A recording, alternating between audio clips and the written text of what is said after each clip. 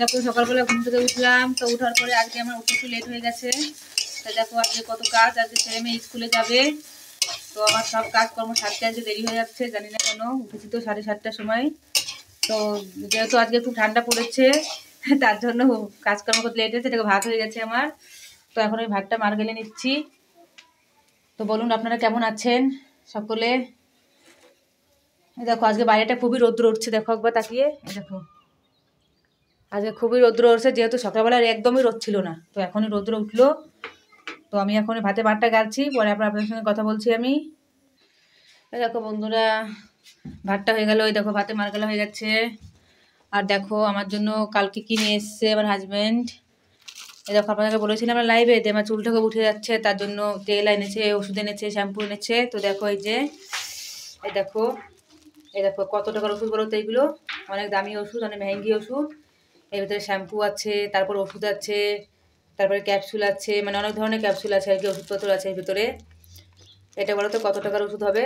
কমসে কম 4-5 হাজার টাকার ওষুধ, শুধু এই কটা ওষুধই 4-5 হাজার টাকা। যেহেতু আমার চুলের জন্য এনেছে, কারণ আমার চুলটা যাতেই আমি কেশিং লাগাই আর সীসা লাগাই আর ভিঙ্গরাজ লাগাই, কিন্তু সেটা কোনো কাজ হচ্ছে না। কারণ আমার শরীরের ভেতর থেকে আর কি দুর্বল আছে, তার জন্য আমার চুলটা উঠছে। তার জন্য হাজব্যান্ড বলেছে আগে তোর আর কি নিজের শরীর ঠিক করতে হবে, শরীর ভেতরটা ঠিক করতে হবে, তারপর বাইরের থেকে চুলোটা আপনার বন্ধ হয়ে যাবে। তার জন্য কালকে এই সব ওষুধ এনেছে আমার জন্য। দেখো তাই ওষুধগুলো আমি শুরু করিনি এখনও কাল থেকে। তো ওষুধগুলো আমি আজ থেকে শুরু করব, ঠাকুরের নাম নিয়ে শুরু করবো আজ থেকে, দেখি কি হয়। আর আপনারা ঠাকুরের কাছে বলুন যাতে আমার চুল ওঠাটা বন্ধ হয়ে যায়। আর দেখো আজকে আমার এতই দেরি হয়ে গেছে, এখন ছেলে মেয়ে স্কুলে যে ড্রেস পরাতে হবে, এখনও ঝাড় দিইনি, উঠোনটা ঝাড় দিতে হবে। তো অনেকই কাজ পড়ে যাচ্ছে, যা তোমার শরীরটাও ভালো নেই, কদিন ধরে জ্বর আসছে প্রচণ্ড। জ্বরের জন্য কালকে রাতে একটু মাথা ব্যথা, তো হাজব্যান্ড ওষুধ দিয়েছিল, তো ওষুধটা খাওয়ার পরে একটু মাথা ব্যথাটা কমেছে। তো কমার পরে এই দেখুন এখন যে রৌদ্র উঠেছে, এখন ওদের স্কুলে পাঠাবো। তো আমার অনেকই কাজ আছে। দেখো পালং শাকগুলো কত সুন্দর হয়েছে এখানটায়। আর চেষ্টা করব বাইরে কোথাও গিয়ে আপনাদের জন্য ভালো ভালো ভিডিও পোস্ট করার।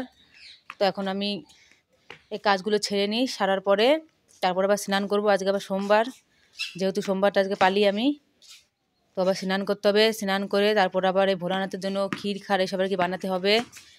তো আজকে ভেবেছি কটা লুচি বানিয়ে দেবো আর একটু পায়েস দেবো, তা ভেবে রেখেছি, দেখি কি হয়।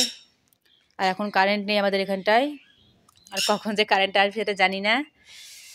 তা কারেন্ট এলে তারপর স্নান করব, নাহলে আমি সকাল সকাল স্নান করে নিতে পারতাম। দেখি কি হয়, নয়তো গ্যাসে গরম জল করে নেব।